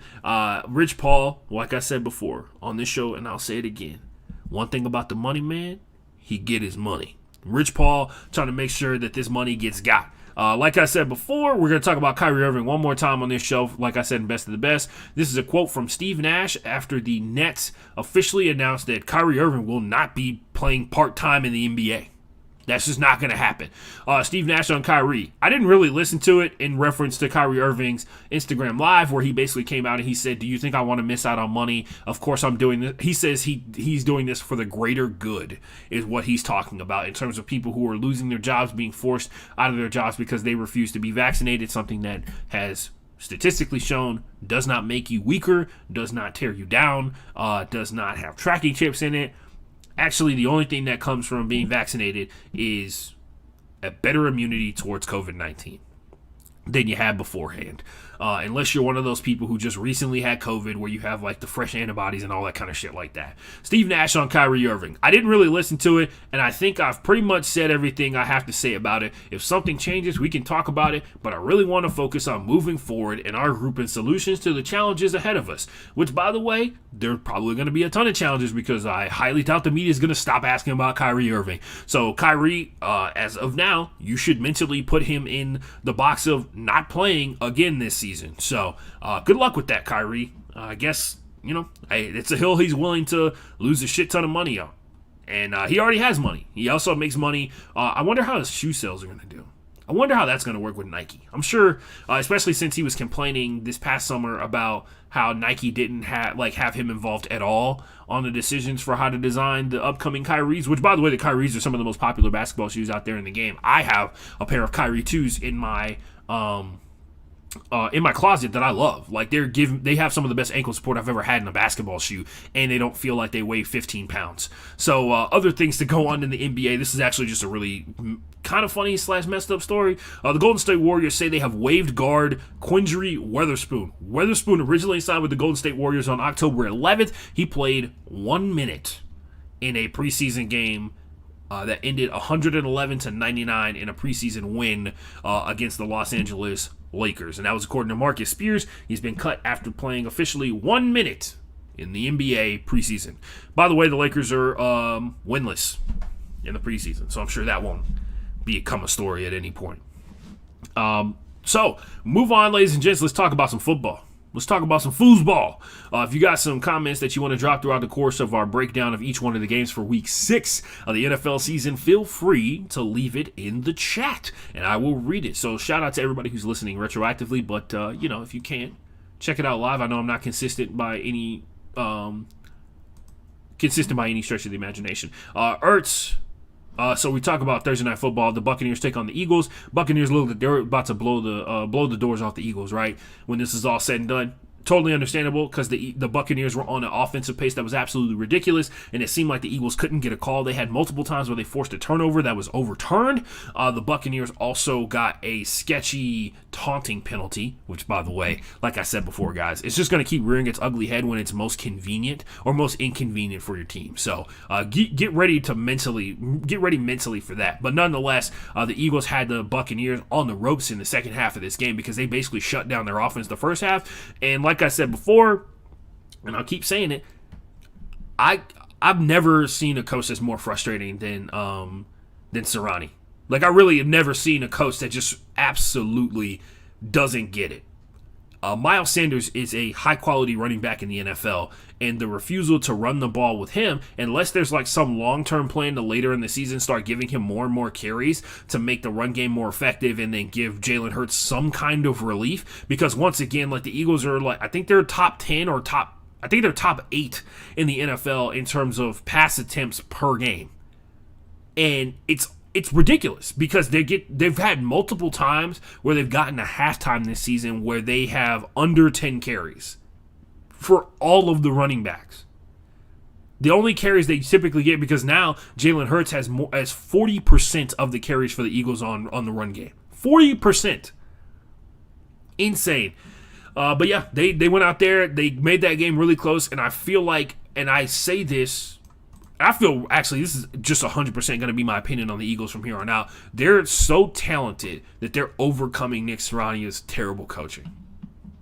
They came in, and to their credit, their game plan defensively, which was to play that soft cover 2 zone, to give up the middle and really give up the check down 1,000,001 times, actually panned out for them in the long run because it put their defensive backs in a position to try and go out there and make plays while within that soft cover 2, because they were able to sit back, have everything happen in front of them, and then drive on the ball when they got an opportunity. They weren't trying to figure out like, oh man, like you do in man coverage where you're like trying to read the hips of the wide receiver, trying to figure out what in relation to other routes that are being run, how to defend somebody else, right? So I thought that was it panned out for them in the long run, which makes me believe that the Eagles coaching staff has some kind of plan, but as of right now, it doesn't seem like it in terms of like to get wins consistently, because the Eagles have not only beaten the team that a lot of people thought was really, really good this season in the Carolina Panthers, but they were one drive away from getting a win versus the Buccaneers. And that's not like by happenstance. That's a product of the talent on that team. And for once again, I said before, the Eagles fans don't know what they have in Jalen Hurts.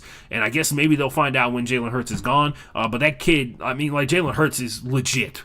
And I fervently believe that. I'm not sitting here trying to say that he's perfect or anything like that, but he has made almost every game the Eagles have played this season highly competitive because of his ability to go out there and play offense.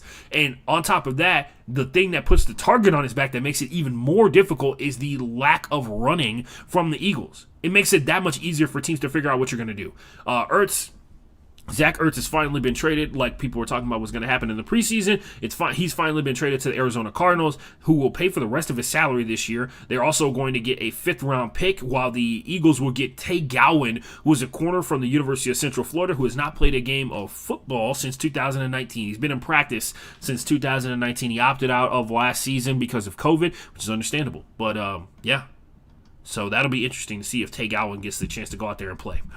The Chiefs take on the Washington football team, and let me tell you how this game is going to be solely defined. Curtis Samuel, who's been out most of this season, he's played 2 games, I think, in totality out of the 5 games we played this season. Curtis Samuel has been ruled out for Sunday's game. He has a groin injury, and a lot of people think that's going to be multiple weeks in his situation. Logan Thomas is out with a hamstring. 2 of their starting offensive linemen, 2 of their best starting offensive linemen, one Brandon Sheriff, who's like a lockdown tackle, has a knee injury, and then Sam Cosmi, who's been the best rookie offensive lineman so far this season, is other than what's the young man from the Chiefs? The center for the Chiefs has been like the top-rated center, but Sam Cosmi's been very, very effective, and his ankle injury is definitely, they're in a bad spot, and they're probably going to lose this game. They're going to get smoked. They don't have the offensive pace, and they also don't have like the defensive presence that it takes to really affect what the Chiefs are doing. And once again, if the confusion continues in the secondary, you got to be pretty good to be locked up and try and figure out a way to stop the Chiefs on a regular basis. But I think the injuries plus combined with the fact that the front 4 is probably not going to do that good of a job at getting pressure on Patrick Mahomes, because Patrick knows when to run. And on top of that, the secondary's been struggling a lot. I'm going with the Chiefs. It's not that hard of a pick.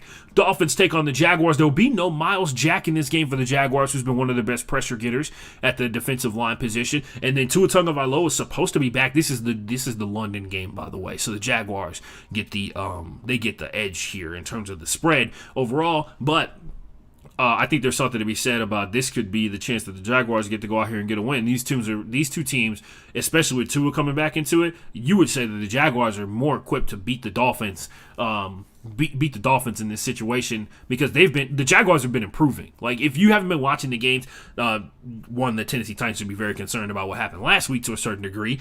James Robinson, once again, shredded their defense. And I get it. It didn't matter because Derrick Henry went out there and did Derrick Henry things. They have not had A.J. Brown and Julio Jones consistently healthy, so we'll see how that factors into it because they got a big game coming up this week as well. The Dolphins take on the Jaguars. I kind of want to pick the Dolphins, but I honestly, I feel like the Jaguars are going to go out here and get this win, man.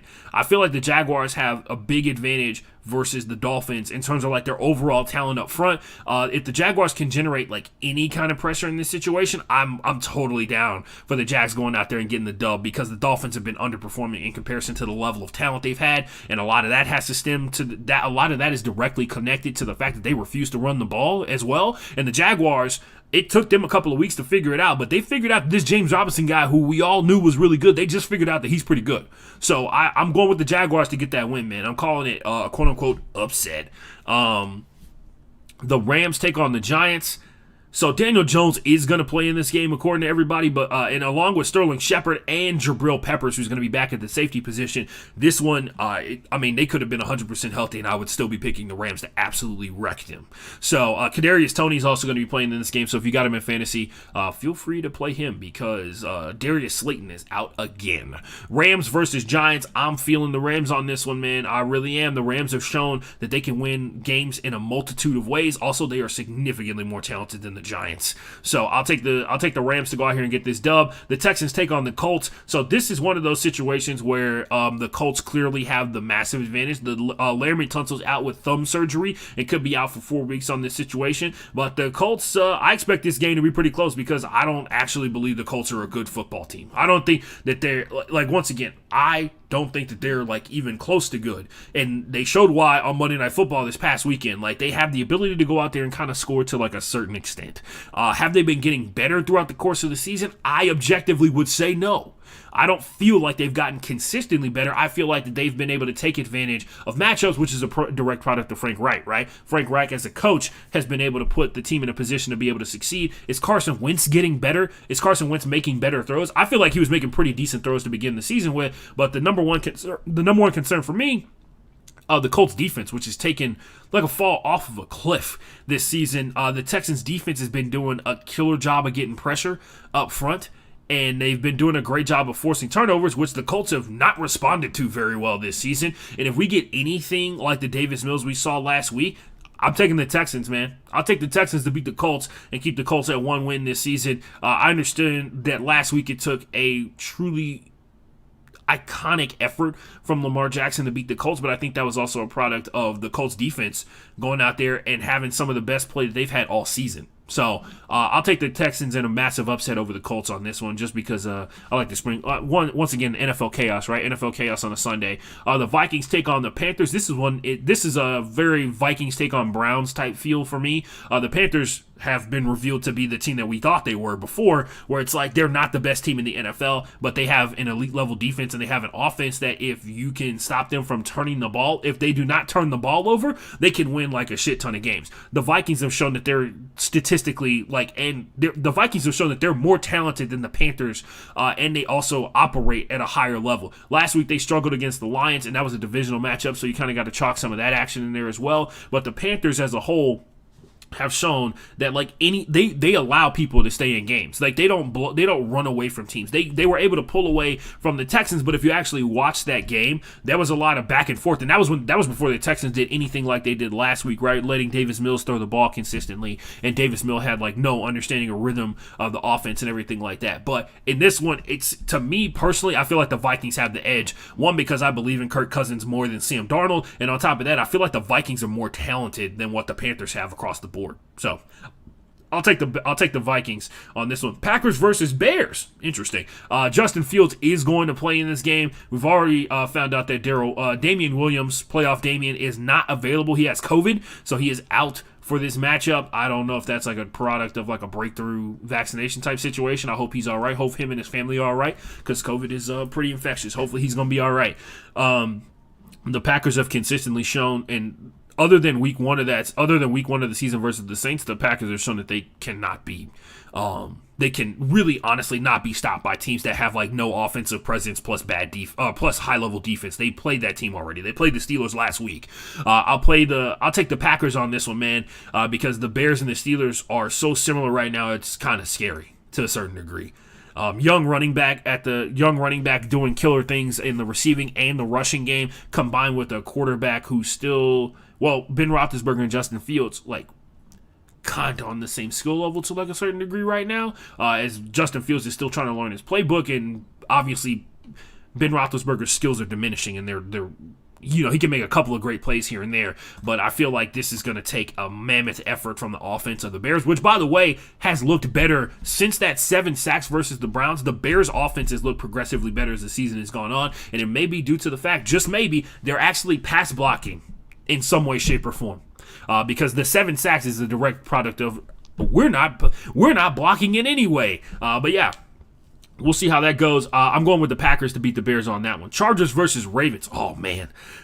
You want to talk about playmakers, baby. This game is all about the playmakers in this one. The Chargers are the hottest team in the NFL right now, despite what you have to say about the Cardinals. I personally believe far more in the Chargers than I do the Cardinals, but that's up for question. The Cardinals are undefeated, and they're undefeated. You got to respect that. So nonetheless, the Chargers are taking on the Ravens in this one. The Ravens have shown last week versus the Colts that they can be put down, and I tell you this much right now: the Chargers are not going to let them back into the game if they come out here and they start like they did versus the Colts. That means the heavy turnovers. That means dedicating too much effort. And if there is one team that's trying to run the ball too much, it was the Ravens. And once they abandoned the run in the second half of that game, they turned up to like a whole different level.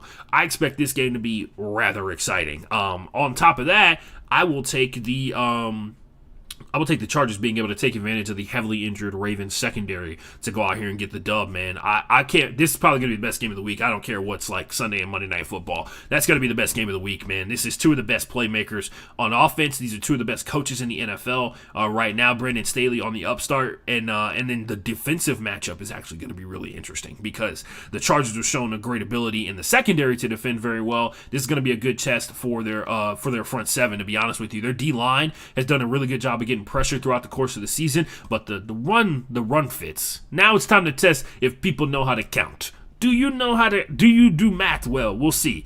But yeah, I'll take the Chargers in that one. Bengals versus Lions. This one should be fun. Bengals, this is actually a very legitimate point where the Lions could get this win because the Lions have been able to get ahead of against multiple teams this season. They just haven't been able to finish them off. Joe Burrow is got a throat contusion, and apparently he's on like voice watch, like he can't talk too much or whatever because he got chopped in the throat in the course of the game.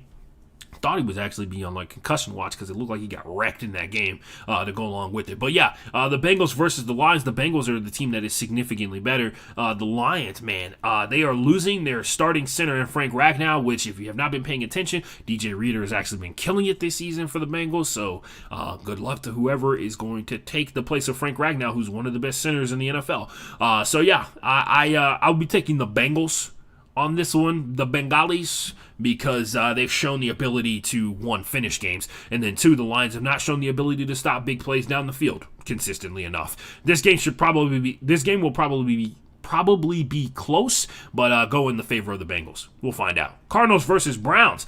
I am picking the Cardinals to lose for the first time this season because one, I believe in the pressure that the Browns are generating to a certain degree. Yes, they have been stifled at many points throughout the course of this season. Their secondary has been a little bit sketched because of the massive amount of injuries they've had across the board. Denzel Ward allegedly is playing this week, and if the Warden's out there playing, it's going to be interesting to see what he does against DeAndre Hopkins. You can literally sell me a camera where it's just Denzel Ward versus DeAndre Hopkins, and I will pay you for it. I can't wait to see what that one's going to look like. I hope this should be even more interesting because now Kareem Hunt is the sole back. Nick Chubb is officially out in this game. The Cardinals have lost their starting center, and also another wrinkle that came out like a couple hours ago, Cliff Kingsbury is out for the Cardinals. I will be taking the Browns in this one because I believe in the ability to run the ball, which, by the way, the Cardinals have done a really good job of this season. Like James Conner, clutch pickup for them because, one, he's not hurt yet, and then two, when they get in the red zone, he's actually gotten like really effective at getting into the end zone. He's got I think he's got like 3 rushing touchdowns off of like 4 attempts or something like that. But yeah, I'll take the Browns in this one, especially considering they showed a little moxie. I'm just kidding. They showed that they have the firepower to be able to go out there and hang with a team that can score a ton of points. This should be the second best game of the weekend for me personally. Also, 2 Oklahoma quarterbacks, the Lincoln Riley Bowl. Shout out to all the players who were involved in that one. But yeah, Cliff Kingsbury not being in this one, I don't know how to factor in a head coach not being involved in a game because clutch, like, there's a question of if this is going to be like a clutch situation, right? I expect this to be I expect this one to be pretty impressive in terms of what we see on the defensive side of the ball for both of these teams out here. Baker Mayfield is actually, I would say, reacted to pressure a lot better than he has in years past. And that could factor in here. I'm not going to sit here and say that he's not reacting to pressure like Kyler Murray is, no doubt. But if you watched what he's done this season, he's reacted a lot better to, like, getting flushed out of the pocket. Like, when it's time to run, he knows it's time to run. When he sees people downfield and sees people who are open, which is a product of, like, what happened to Odell Beckham Jr., right, last week versus the Chargers. When you're not open, he's not going to throw you a ball. I'm not going to say that Odell Beckham wasn't open at times and Baker didn't see him. It's just that he chose the easier route, and he chose the easier passes to make. No need to, like, try and thread the needle or anything like that, and he came up with a viable way. They almost won that game versus one of the best teams, the second best team in the NFL, in my opinion. But yeah, that's something to be said about this one. This should be one of the best games of the entire weekend, to be honest with you. Sorry, I had to put that water bottle over there. It was getting rattled a little bit. Raiders versus Broncos. This one should be interesting because, once again, this is the second head coach who's not going to be available for the team this week. I will point out there was a tweet that was fired off, and if you saw him before the stream started, I actually talked about this, and I'll read it out loud now. See if I can get the tone right. The Raiders have gone 11 straight games without scoring a point on the opening drive. But now Greg Olsen, not that Greg Olsen, a different one, will be calling plays. When Olsen was play caller with the Jags in 2015 to 2016, they failed to score on opening drives in his last 10 games before Gus Bradley fired him. Fun times. Great time. Fun time. Good luck to the Raiders because they're probably going to need it here. I honestly, man, this is so weird. The Broncos really struggled against the Ravens the week before, and it's because the Ravens are, like, they have a great defensive presence. There's no doubt about that. They have a ton of injuries in the secondary, but that hasn't stopped them from being a top-tier defensive presence overall. This is a divisional matchup, and it is also very Raiders for them to go out here and lose this game. I am going to go with the upset and pick the Broncos to win out of respect for the defense of the Broncos to put the Raiders in a bad spot, and then the Raiders defense having to go out there and force the Raiders defense having to go out there and win the game is exactly where you want to be if you're going against the Raiders. So I guess we'll find out. Cowboys versus Patriots. This is one of the wildest stats out there. The Cowboys have played the New England Patriots, I think, they are trying to beat the Patriots in New England for the first time in 34 years. I think they've played there 8 times in the span of that, but it has been since 1987 they have beaten the Patriots in Foxborough. So I'm sure that's not going to weigh on anybody's mind whatsoever. The last time these two teams played in Foxborough was the monsoon game where Bill Belichick summoned a monsoon and used it to beat the Cowboys, where they did not score a touchdown in that game. But yeah, I'm going to go with the simple pick here, man. I'm picking the Cowboys to beat the Patriots on this one. I got faith, and especially in the way that their offense has been operating. And Trayvon Diggs is kind of questionable to be yeah, he's questionable because of, like, an ankle injury. But I am going to ride the Lightning with the Cowboys all the way to a win versus the Patriots. I'm going to be watching this game very intently because we're going to learn a lot about the Patriots. They struggled against the Texans the week before, but we've seen them raise their skill level and drop their skill level kind of dependent upon the opponent. There are definitely opponents that they understand significantly better than others. And I feel like the Cowboys are a team that they're not going to be able to understand and be able to operate well against. I'm going with the Cowboys to go out here and get this win. I will say the Patriots' ability to create turnovers has me a little worried, because if that's what happens in this game, it could very well go the Cowboys' way. I mean the Patriots' way, especially if they generate multiple turnovers. So we move on. Seahawks versus Steelers. If you don't know the deal, Chris Carson and Russell Wilson have been placed on IR, and if you're me, that is your worst nightmare come to personification, because you have Chris Carson and Russell Wilson on your fantasy team to try and get double points, and now you get no points. And somebody higher on the waiver wire got Geno Smith. So we got that. People in my league intentionally take quarterbacks to prevent you from having them. And one of my big rule changes that I want to have is a quarterback cap next season. So, yeah, Seahawks versus Steelers. Geno Smith will be starting in this game. The Steelers will be starting, Ben Roethlisberger in this game. Mason Rudolph was trending like Tuesday for some reason. It was really weird. I think it was like a joke or something like that. I think it was a joke about. Oh no, I know what it was. Myles Garrett had in the front of his house in Cleveland has tombstones for every quarterback that he sacked this season, and somebody made a joke about like, where's Mason? He's like, I'm assuming Mason Rudolph has his own plot in the backyard of Myles Garrett, which is actually a very good point. He probably does. Anyway, the Seahawks take on the Steelers here. This will be an interesting matchup because Geno Smith being in this game could actually make it a lot closer. But this one's going to be a hard read because they're starting backups at quarterback and running back, but the quarterback and running back who should be like practicing with each other, which means that like the chemistry should kind of be there to a certain degree. But having faith in Geno Smith has never gotten anybody anywhere. So I'll be taking the Steelers to win this one, just off the fact that they have some continuity at the quarterback position. And on top of that, they are significantly more talented at wide receiver than the Seahawks are talented at defensive back. So we're going to really get a good test of how much pressure the Seahawks can generate versus the Steelers. I'll be taking I'll take the Steelers just because I feel like their defense is going to be able to buy them enough time. And this will be my first time like full on watching the Steelers. I've watched multiple games that they've cut out the bad plays where they show like, it's not even highlights. It's like the Game Pass accelerated version of the game and all that kind of stuff like that, but you don't see every single play. I'll be interested to see how this shakes out because this could usher in a dark time. This could be the darkest timeline for the Seattle Seahawks, which it should be. But yeah, I'll take the Steelers to go out here and get this win because yeah, it's weird to have faith in Ben Roethlisberger, but to put your hands in the faith of Ben Roethlisberger, or your hands in the faith of your faith in the hands of Geno Smith. A question: Bills versus Titans. Yeah. So, how do I say this nicely? You know what? Why am I trying to say it nicely? The Bills are way better than the Titans. The Bills have shown that and this is the weird part too, the Bills have shown no mercy throughout the course of the season. Have you ever picked up on that? When the Bills have an opportunity to blow out a team, they blow them out. They've chosen that they're going to keep their foot on the gas the entire game, which I respect because that's how you, one, get tuned up for games where you're going to have to go blow for blow with the team, right?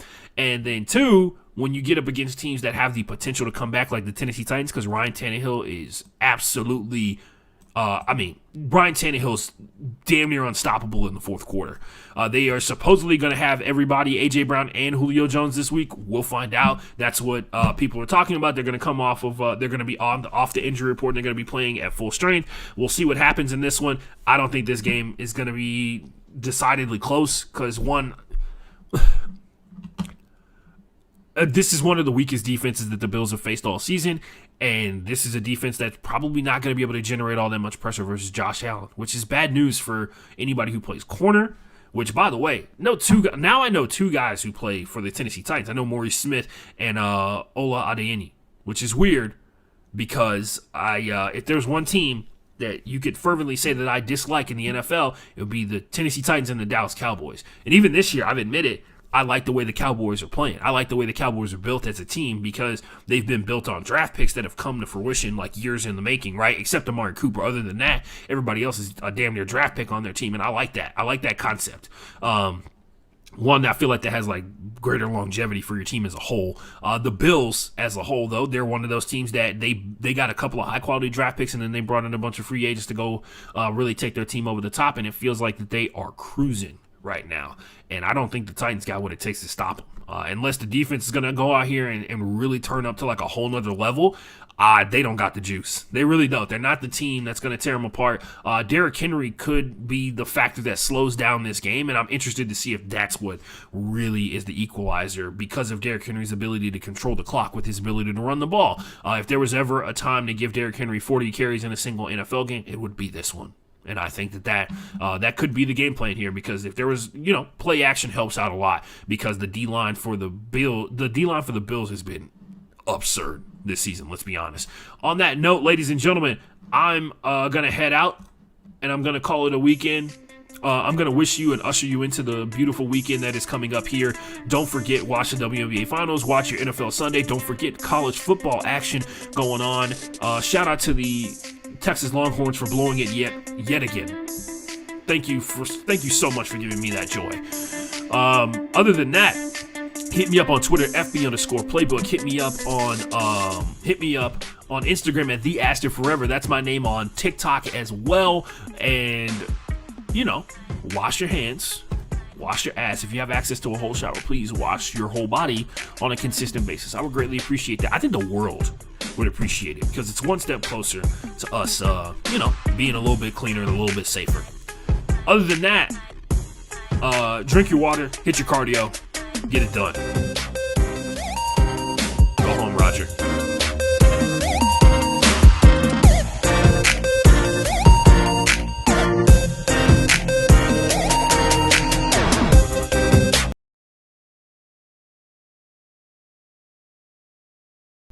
Yo, later everybody on the stream. Appreciate y'all. Retroactively, if you watched all the way to the end, send it to me on one of my social media channels.